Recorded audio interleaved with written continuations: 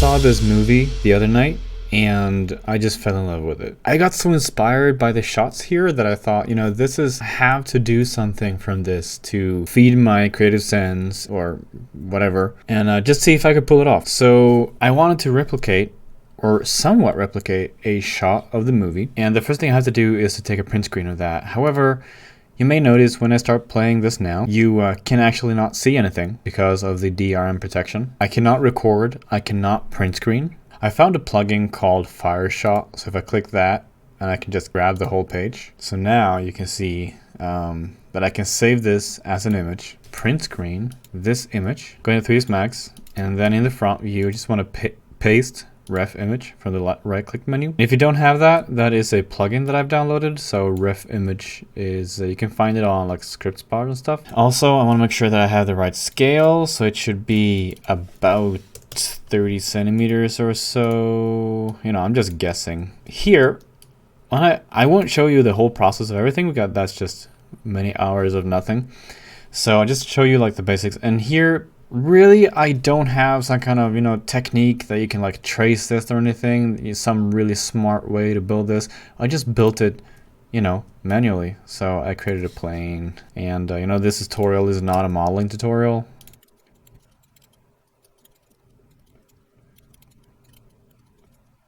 So the really important thing, or like the only important thing when modeling things like this, like freebasing stuff, is that you look at your references all the time. So if you don't have another screen, or you should have another screen where you can have the references on.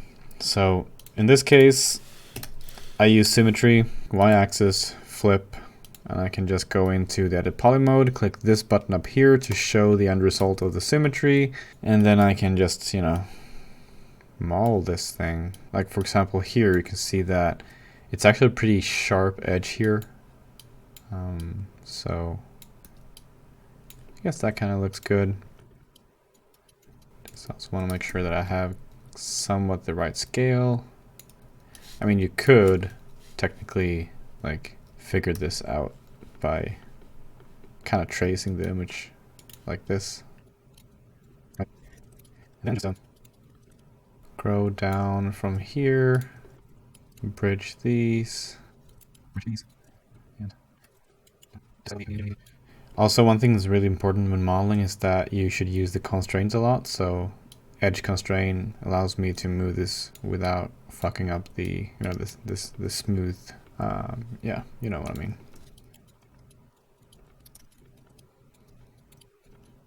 So this is in perspective, so it's not super great to follow this. So the thing is, when I model this, the first model, I didn't actually trace the image like I'm doing now. I didn't care for that at all. So this may actually be a better result, because there are some issues that I found in my model. Because in here, this reference image here is so dark, you can't see the details here in the black area. While Martin found an image from another angle, like some kind of, behind the scenes shot of this. You can see there's a clear like crease here on the shoulder of him, which I did not follow. So I should have done that. So my model is actually incorrect, but that doesn't really matter. So when I'm done with pulling polygons, this is the result that I have. So I tilted this a little bit, and also I baked the symmetry to be able to have like the back legs in different positions and stuff. But still, this is just poly pushing. And here's also some chamfers along all the sharp edges. So it doesn't look perfect. So if I add a turbo smooth to this, it looks like this. So it's not like super perfect, but you can see this. It's it's looking fairly good. So you can also see I keep it really simple, like huge polys. Really try not to complicate it more than necessary. So that is my end result. So here are the others. Also, like this one, super simply made. And I actually, honestly, I didn't care much to, replicate the result.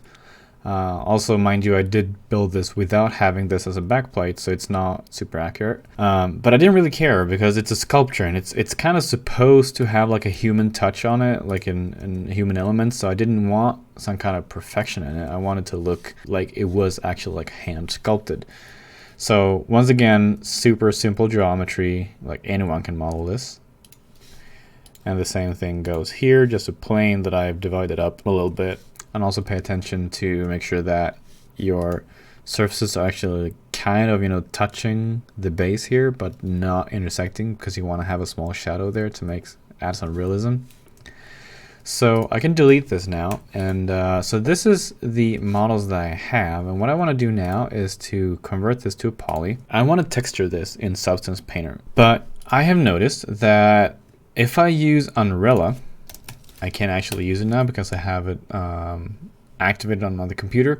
But if I would use that, for some reason when I take it into Substance Painter, I get like weird results. So I kind of like to unwrap it inside of Substance. So I will not care about unwrapping here at all. So what I will do, just collapse this model, and I want to export it. So export selected as a bool.obj. I don't actually, never mind. Okay, so export, and let's jump into Substance. Now you may notice that the UI of Substance does look a little bit different. This is because I use the Adobe Substance version. So if you have bought Substance Designer on Steam or anything, or you have an older version, that will look a bit different. This is now the Adobe UI, so you can get this in Adobe Creative Cloud. I am not a pro user of Painter, in any way. I have just briefly used this program for a couple times for a couple of needs. I will get better at it, but for now, I might do things or say things that, to a more experienced Substance Painter user would sound ridiculous or stupid, and you can absolutely mock me for that if you want to.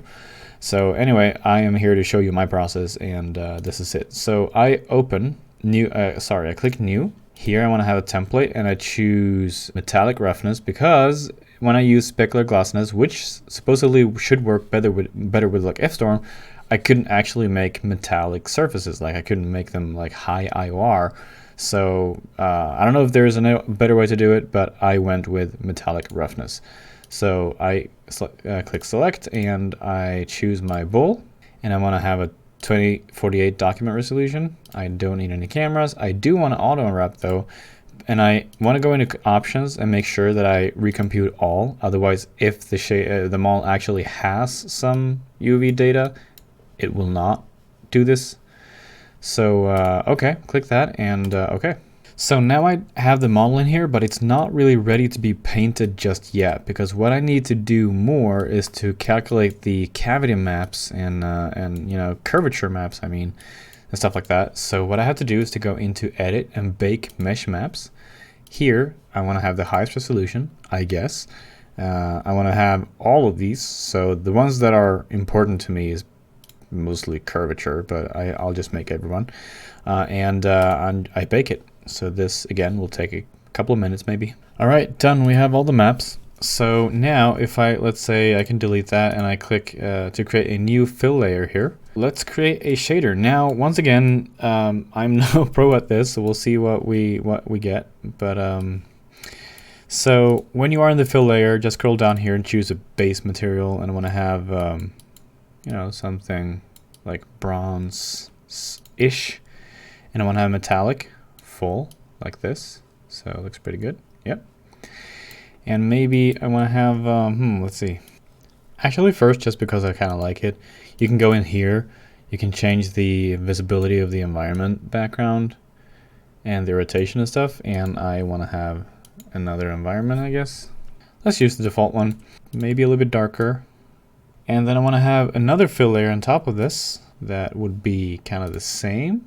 But hey, actually, one thing that is really important, this was my reference. So I'll have this on my other screen, but this is really important. So for this one, what you can do now also is that when you pick your base color, you can actually use this pipette here, and you can just pick the base color from your reference image. So like so maybe. I want this to be metallic as well. And now I want to add a black mask. And to the mask, I want to add a generator.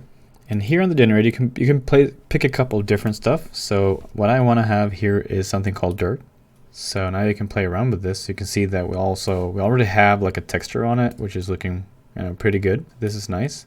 However, it's not really affecting in here so we can play around with, you know, the contrast and stuff. So we have a good base already. Now I want to have another fill with another black mask, and in that mask I want to have a sorry, we can wait with that actually. First of all, I just want to pick a color like this. Maybe I want it metallic too. Yep. And I want to add a a black mask, and to the mask I want to have a generator, and in the generator I want to have a curvature map. So now you can see we got these edges becoming darker, though that's not actually what I want to do. I want to invert that. So I want to click false, true I want to make it true, and I want to, you can see now how, I mean, we can remove the metallic for now so we can see it a bit easier.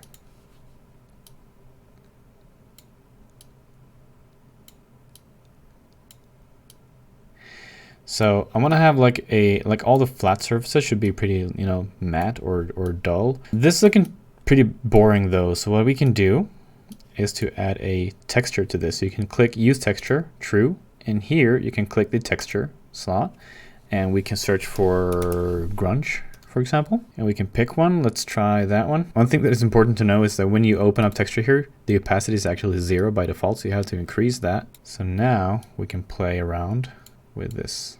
So you can see now that we're getting a textured like difference here, or I mean the fade between the two are textured. We can change the scale, contrast, the brightness. You can have pretty good control over this, that. Now I guess I want to go in and make this even darker. Don't really know if I want to have this metallic or not. I don't think I will or want to. But I can click up here to change the opacity so we can kind of blend it a little bit with the layer underneath. So this is looking pretty cool, I guess. We can also increase the roughness of it, which also reminds me I want to go down here and decrease the roughness of like the underlaying materials here. So we are getting there slowly. And I mean, there's a lot of tweaking you can do, obviously, but I think this could become a pretty good result. Actually though, these should be pretty rough. So I want to have some bump mapping, and I guess what we can do is just go in here and try to add some height to this, to add some small detail, not too much obviously, but we could do the same for this one, to kind of maybe like that. Now I want to have a new fill layer, but I do not want to have a color, so I can uncheck that. So all this will do is to give me a bump map. So in the height map, I can select here and we can say, let's say we search for leak. We can use that one, for example. That was a pretty huge one. Actually, what I do want to do is to not have it there because it's a bit hard to control. So I'm going to uncheck that again, and I want to check the color. I want to have it here, which also means that we can actually have some nice effects from it. So I don't see that as a bad thing. So I cannot really change the colors of it now. Yeah, because it is in a, actually what we should do, not have it there, because then I can't change the color. So instead, I want to have it in the mask. We can have a fill on that. Yeah, we can have the leak. All right. So now I can still go in and change the color of this if I want to. And I can also change the opacity of this, so we can have just a small tiny bit. But the thing is, regardless of what kind of opacity I have or how much opacity, the height will still be unaffected by that. So now I can add some bump map to this. So it's starting to look, you know, a little used.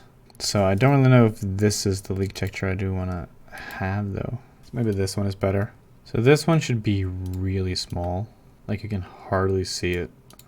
And we could have another one.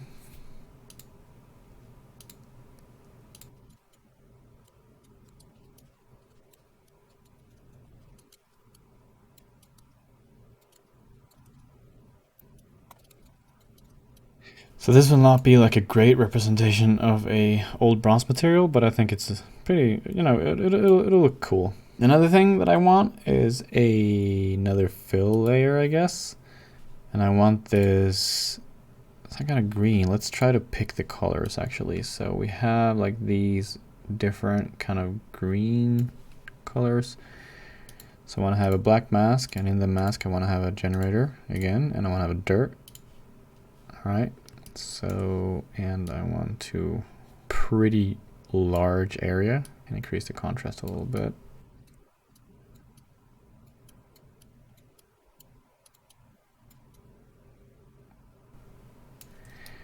I'm going to take a copy of that, but I will hide that one for now. So, actually, let me have that one too. And I want to make this a darker color, like a really dark green, like that. I just want to randomize the seed here. So something like that. So now we have some nice disgusting dirt. So I want to group these two together like this. So they're now a group. And on this group, I want to have a black mask. And I simply want to be able to paint this. So I want to reduce the flow, increase the size, right? And just add some spots.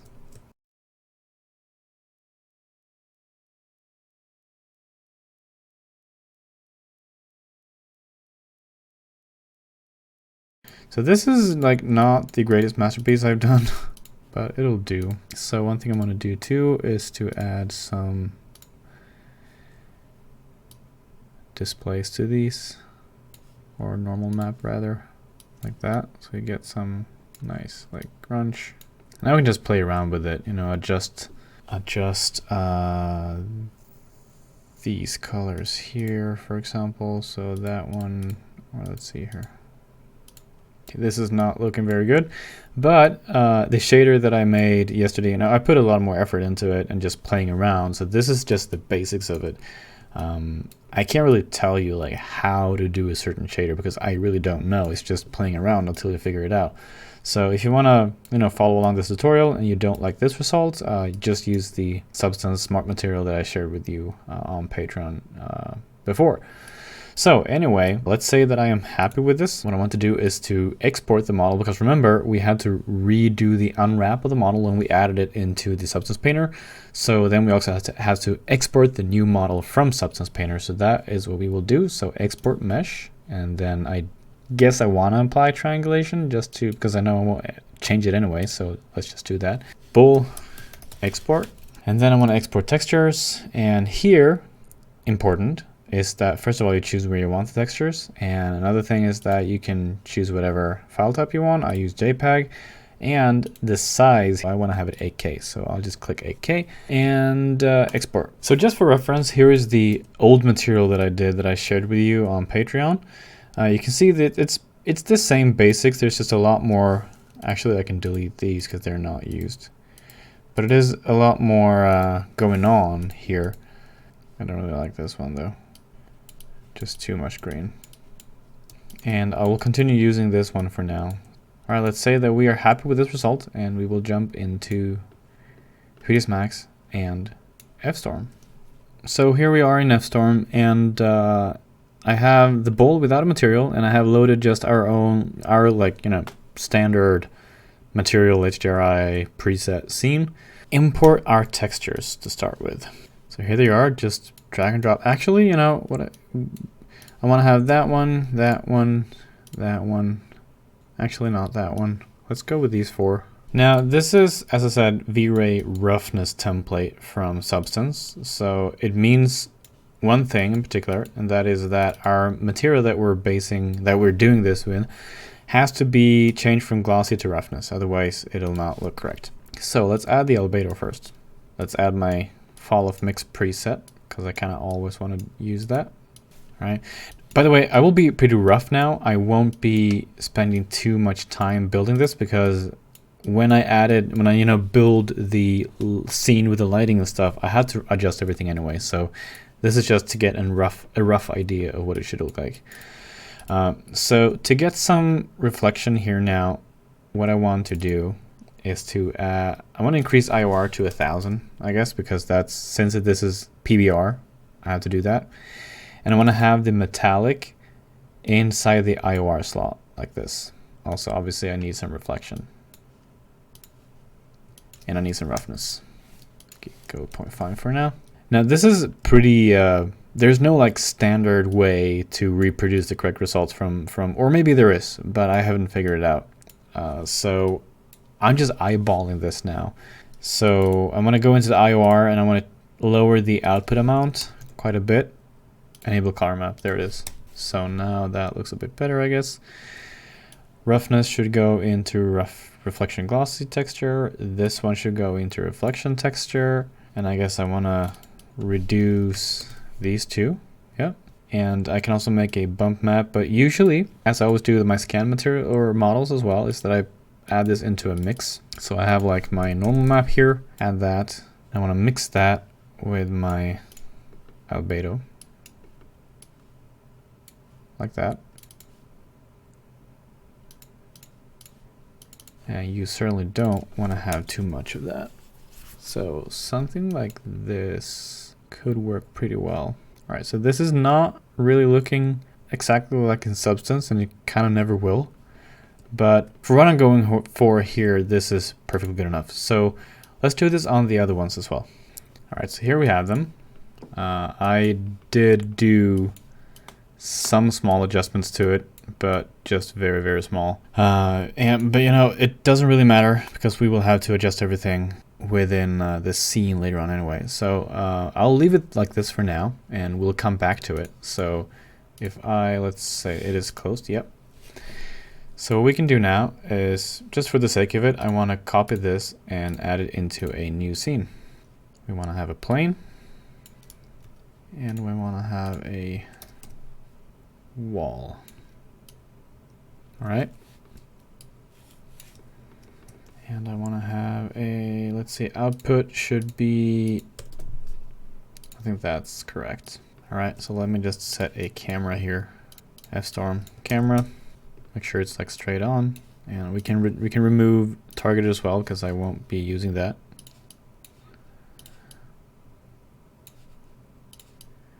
So if I start the RT now, so let me reduce that to 1,000 pixels for now. I also want to have this enabled. 1,000 is a little too cheap. Oops, enabled. All right, I want to lock that, and then I'm just going to move into another viewport so I can work undisturbed. So let's add a light. Here's the downside of having real-time update enabled. It becomes a little slow.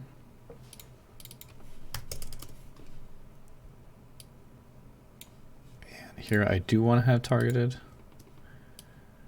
I can make sure that it's also always pointing here because I want to be able to try different like lighting positions to see how it affects the scene.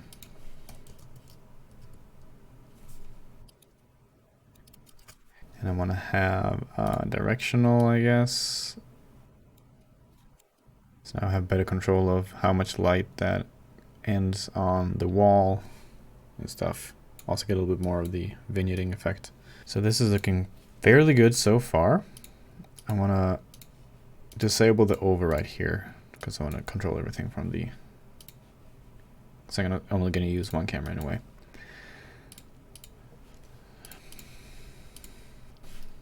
Have some depth of field, looking pretty good. And I want to have some atmosphere.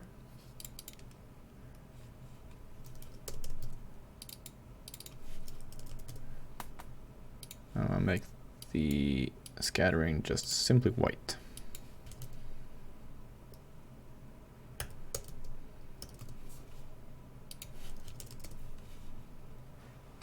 All right, so the atmosphere kind of adds some cinematic feel to it. You can see how it's like killing the shadows a little bit, and it does increase the render time. You can't really see any god rays or anything right now. You can't really see the fog, so you could probably do this in post as well to get a similar effect, but I just want to have it here because I think it, I just want to work with something that looks good.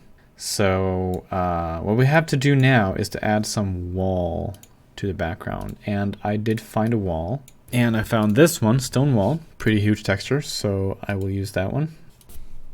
So just dragging and dropping them into the material editor. They're quite huge, takes a while. Also, we can add a UV map. And I want to have a box, and it should be 200 by 200 by 200. Didn't I say 200? And let's create a new material.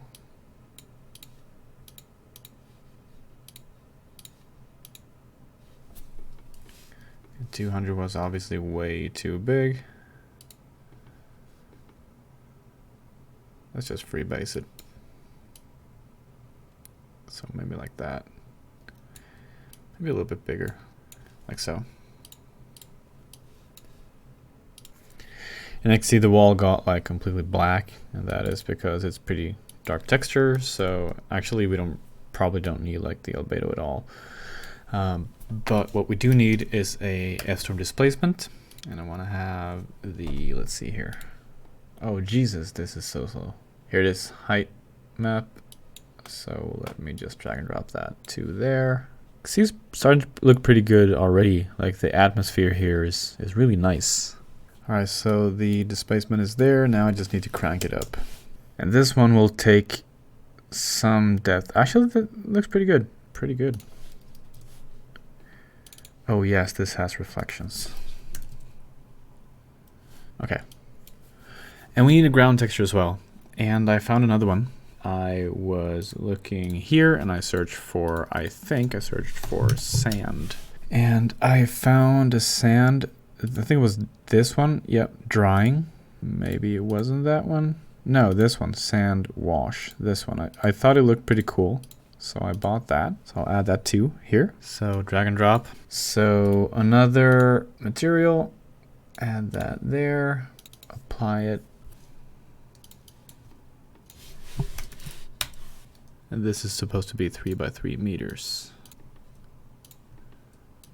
And I don't think I actually used it 3 by 3. So that's something like this. You know, all these details here are pretty cool. I kind of want to see them. And it's pretty nice maybe to have them like along this here, so it kind of looks like it has been, you know, collecting dirt along the side of this, like it's been standing there for so long. So that could be pretty cool. And once again, we need to increase the lightness. Maybe decrease the saturation. Yep, definitely. And the most obvious, displacement. So drag and drop it to here. And wait. Alright, this is looking pretty cool. I think it's a bit too high. So let's change to 5 centimeters. And I guess I have to move the center value as well. I think I moved it in the wrong direction. So like 47. Yeah, this is looking really good. Maybe like 46, 45. So you can still see like you have this contact shadow here. There's a gap here, which I don't mind at all. So that is pretty cool. I might want to exaggerate the contrast of this one, just to get some bigger difference here, but yeah, it doesn't really matter. So if I now enable real zoom or optical zoom and I change the focus to here, looks a bit dull, don't you think? So let me increase the displacement again and also add. We can try first just adding the albedo as a bump map and maybe try to enable parallax bump like this. That kinda doesn't look too good, I guess. So if we try the normal map, yeah, that kind of does it. Or as always, a mix map. So a mix with the normal and the albedo. Let's switch these.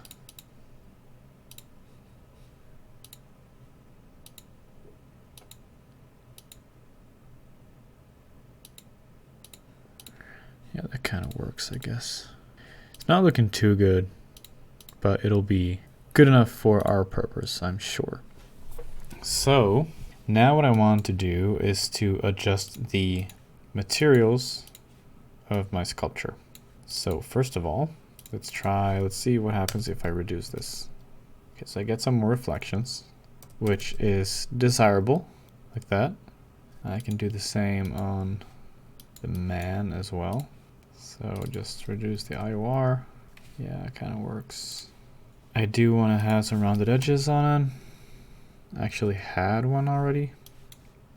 Yeah, have one there too. You can see I added some rounded edges here to get some, nicer highlights there. And also, I guess that I want to try to maybe like make this a little bit brighter. Maybe not. Okay, so let's move this out of the way a little bit. And let's try to move around on the light. See if we can get some more interesting looks. Alright, so making a smaller light, but stronger intensity. Kind of looks pretty good. I like it. And this is pretty nice. I do want to have some more separation between the objects and the background. So I'll have to pick the background again, and so that is looking pretty good.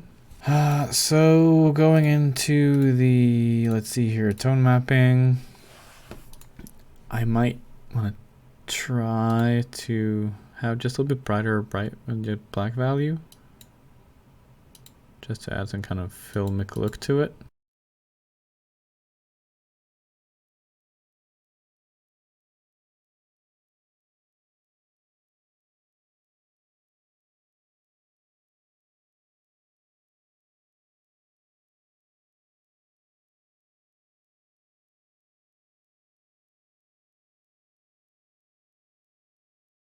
So you see, I don't really have a plan. I just scrub through the lookup tables.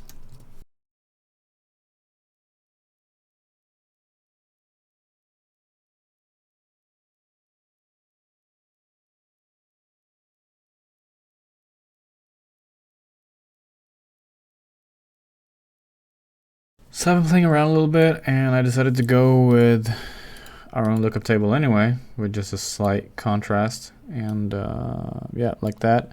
I do want to move the wall back a bit, so it doesn't take too much attention.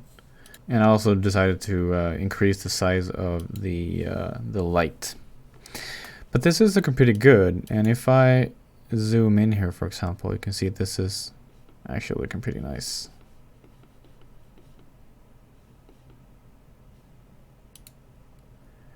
All right, so what I wanted to do here, or what I did in my video, I won't render this, I will use the same old frames, but what I did basically was to hit auto key here, move the camera back, hit move it, all right, move it here, and just move it forward like this.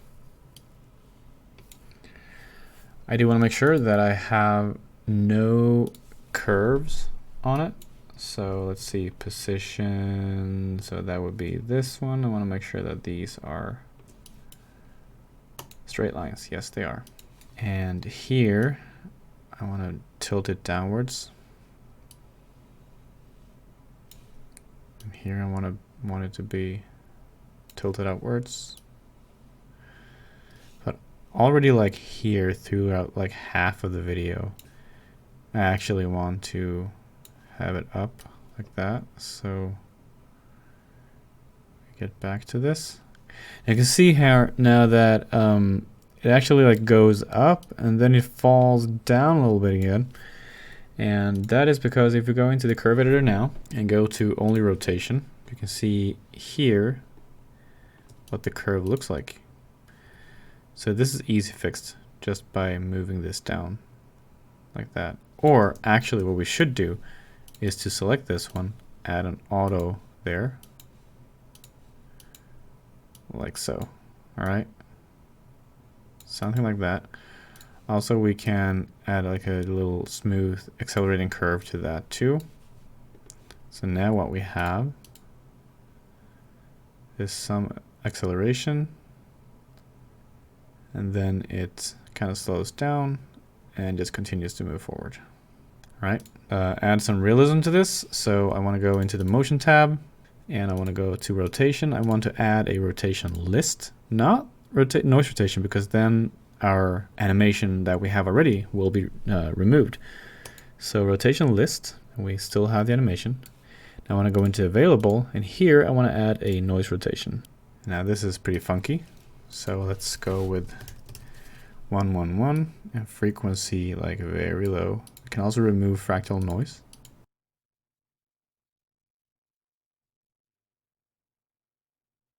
So now we have some fairly realistic results.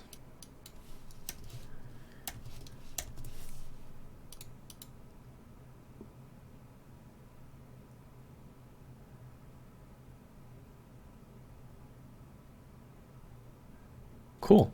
I have the range, yes. I have a file path saved. So all I do now is to open Pulse. I want to create a new job. I want to render this one, the open one, and I want to have an animation. Yep. And I want to, yeah, everything is looking good. So just submit that and my nodes will start rendering. Actually, I had to redo this because now I have the wrong size. So here I have the final images, and as you can see, I also animated the focus point, which I kind of forgot to do here, but it's just, you know, as I've shown you before, just have autofocus enabled and then click where you want to have the focus. So I have all the frames, and so this is, by the way, the old rendered frames. I'm not gonna render them all out again. So now it's time for some composition. So here we have After Effects, and I go to New Project, and I want to import file. I want to go here. I want to have these as a sequence. Right? I'll make sure that these are 24 FPS. By the way, if you don't know that, it's just right-click, interpret main. I also want to make sure that we add this into a new composition, and the composition settings is also 24 frames, and it is, yes sir. So here we have our result. Now you can see that it's pretty noisy. Maybe you can't see because of the compression on YouTube, but it is pretty noisy. But I kind of left that intentionally on purpose because I wanted to have the noise, because it kind of, you know, this is a dark setting. You would film this with pretty high ISO setting. So I kind of felt that that would look realistic. So I want to have an adjustment layer, and I want to, you know, duplicate that, Control D a couple of times, just in case I need them. So I want to have a curves effect here.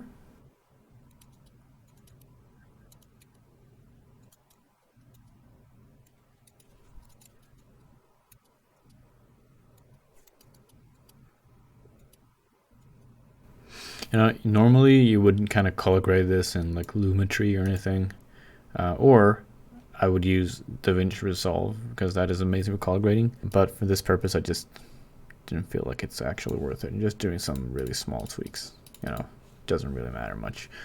So in the next one, I want to add an effect called Quick Chromatic Aberration from Plugin Everything. And what this does is just to create chromatic aberration. Now this you do not want to exaggerate, because it will look bad very, very fast. You can see already here with basically nothing, and you can see the position has changed here a little bit. So this is the position where you want to have it, and this is the scale. So with just default values, you get a pretty nice effect here, which increases or adds a lot of realism. You can see this effect here.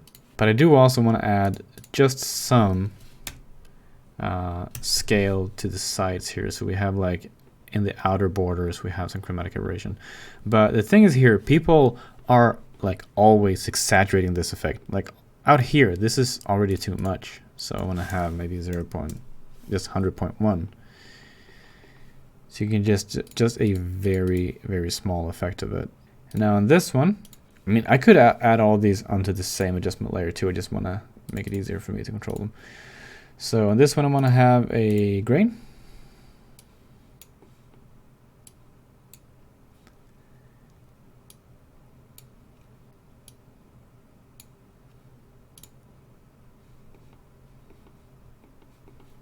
Like this, to make it look even more like a bad video. All right,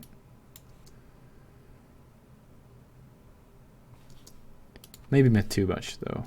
Because like the grain that you add here looks so much more cinematic than the grain you get from F-Storm. So really what I should have done is to render it more noise free and add more of the grain here instead to make it look better. But this is pretty nice. And maybe we can add some vignette.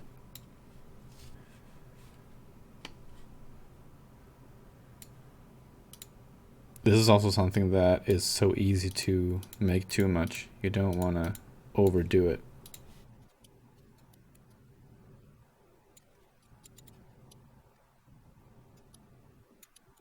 Pretty happy with this.